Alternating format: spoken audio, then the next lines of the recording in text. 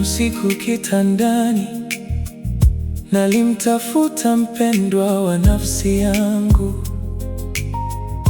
Nalimtafuta nisimpate, nikasema haya, niondoke nizunguke mjini, katika njia zake na viwanjani.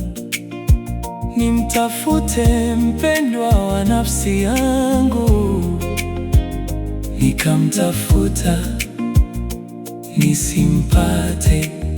Walinzi wazungukao mjini waliniona. Je, mmemwona mpendwa wa nafsi yangu? Kitambo kidogo tu nikiisha kuondokea, nikamwona mpendwa wa nafsi yangu. Nikamshika nisimwache tena, hata nilipomleta nyumbani mwa mamangu, chumbani mwake aliyenizaa.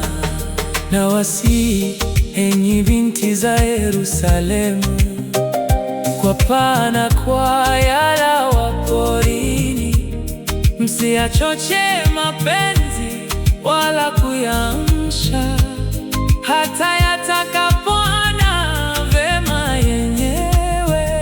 Ni nani huyu apandaye kutoka nyikani? Mfano wake ni nguzo za moshi, afukizwa manemane na ubani, na mavumbi ya manukato yote ya mchuzi.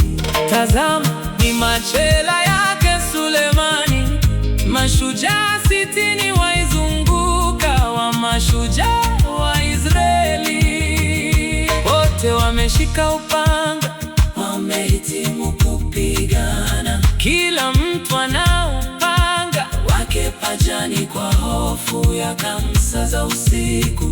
Mfalme Sulemani alijifanizia machela ya miti ya Lebanoni.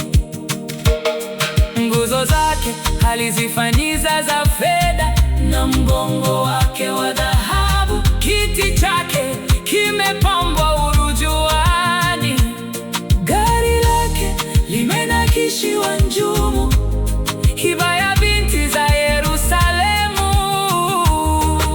Tokeni enyi binti za Sayuni, mtazameni mfalme Sulemani, amevaa taji alivyovikwa na mamaye, siku ya maposo yake, siku ya furaha